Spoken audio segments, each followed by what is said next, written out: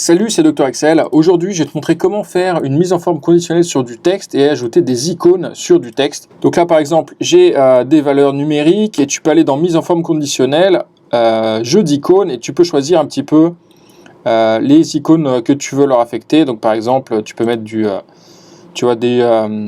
comment ça s'appelle, des ronds de couleur, un peu comme des feux de signalisation. Tu peux mettre des augmentations. Donc là, quand c'est autour de 100, c'est vert, et puis quand c'est bas, c'est rouge, etc.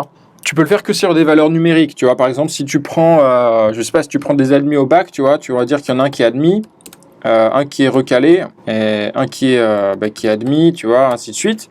Tu peux pas faire de mise en forme conditionnelle là-dessus, tu vois, parce qu'Excel comprend pas ce que ça veut dire. Tu peux pas deviner qu'il y en a un, c'est supérieur à 10, et l'autre, c'est inférieur. Donc, comment faire ? Alors, je vais te montrer plusieurs méthodes pour le faire. Tu sais, comme d'habitude, tu peux télécharger le fichier en dessous pour, si tu veux suivre avec moi, hein. Avec toutes les formules, enfin là t'as pas de formule, c'est plutôt des mises en forme, mais tu peux accéder au fichier, le lien est en dessous de la vidéo. Donc par exemple, si je veux, attends, là on va mettre un troisième truc, on va mettre mention. On va mettre trois valeurs différentes. Donc là par exemple, ce que je voudrais faire, c'est mettre les mentions en vert, les admis normaux en orange et les recalés en rouge. Donc comment est-ce que je vais pouvoir faire ça ?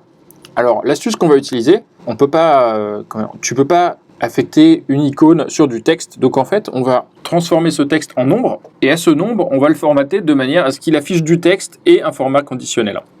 Donc pour ça, les admis, par exemple, on va mettre 0, recalé, ce sera -1, admis 0, et mention plus 1. Ok ?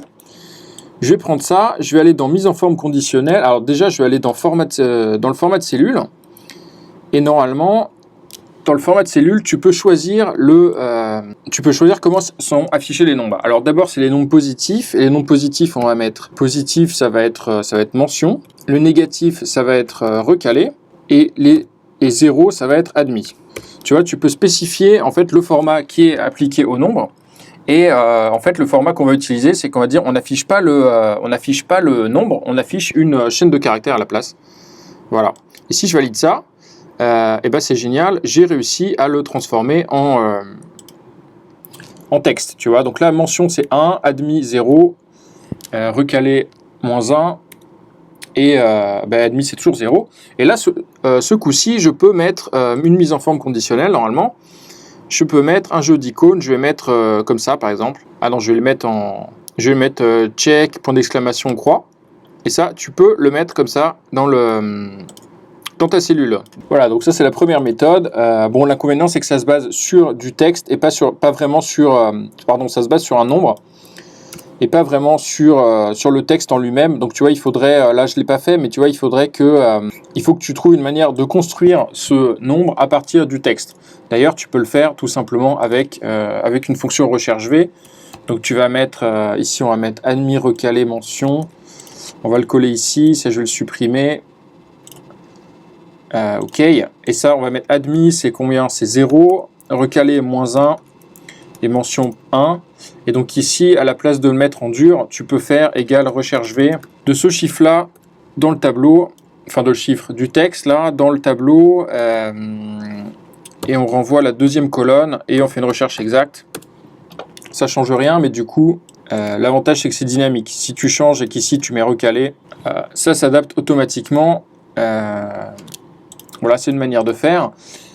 Une autre manière de faire aussi, c'est tu prends tes valeurs et au lieu en fait d'écrire le format conditionnel dans la cellule sur la gauche comme ça, tu peux tout simplement le mettre sur une cellule d'à côté. Donc ici par exemple, ce qu'on va faire, c'est que en fait on va prendre la même formule.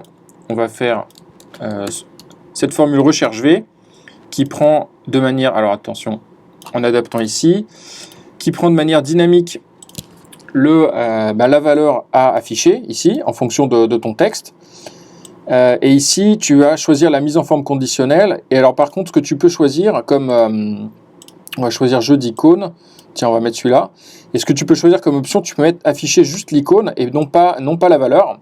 Donc là, attends, je sais pas où te mettre le truc pour que tu vois bien, mais du coup les 0, -1, 0, 1 vont disparaître. Du coup, voilà. Du coup, tu les auras pas. Et du coup, ça peut te permettre de faire un petit truc comme ça. Alors là, c'est peut-être pas le bon endroit. Je vais le mettre ici. Comme ça, je peux bouger la taille de ma colonne F. Enfin voilà, tu peux composer, tu peux avoir les deux infos dans une cellule différente. Voilà. Et alors justement, cette méthode, ça peut être aussi une manière d'avoir plus de graduation, tu vois.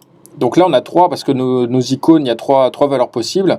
Maintenant, si tu vas dans certaines règles, par exemple ici, tu vois, tu peux mettre 4 ou 5 niveaux différents. Donc je sais pas, par exemple celui-là, on va mettre une mention très bien, je sais pas. Et ça, on va mettre la valeur, ce sera 2, ok. Et du coup, maintenant, on va prendre un nouveau tableau. Donc je vais te faire la même chose en fait. Simplement, on va prendre ça là-dedans. Et ici, on va faire mention très bien aussi. Donc ce sera la même formule. Et donc là, ce qu'on va faire, simplement, on va changer la règle pour avoir 4 niveaux de mise en forme.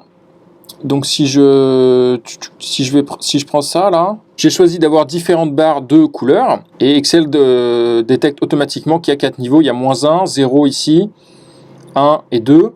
Par contre, ce qu'il ne me met pas automatiquement, c'est que il m'affiche les valeurs. Donc je vais gérer la règle, modifier, afficher l'icône uniquement. Ok. Voilà, donc ça peut être une autre méthode. Donc l'avantage, tu vois, c'est que si tu mets la cellule sur laquelle est calculé le format conditionnel dans une autre cellule, l'avantage, c'est que tu peux garder le texte original. Et donc là, tu peux avoir une infinité de textes, en fait. Tu vas calculer quel critère numérique doit être utilisé par la représentation dans un tableau séparé. Et puis, du coup, ça te laisse complètement le choix pour chaque texte, quelle valeur afficher, et tu peux utiliser tous les éventails de jeux d'icônes. Tu peux même faire d'autres types de mise en forme conditionnelle, il n'y a pas de souci. Voilà, alors que si tu avais choisi de garder les deux dans la même cellule, c'est pas évident parce que tu peux pas autoriser tous les textes. Tu peux pas autoriser tous les différents cas de texte dans ta cellule. Voilà, donc c'était quelques méthodes pour te permettre d'afficher des formats conditionnels sur du texte. Bien sûr, tu peux télécharger le fichier juste en dessous de la vidéo. Et puis, je te dis à très bientôt pour un nouveau tutoriel sur Excel. Allez, salut, ciao!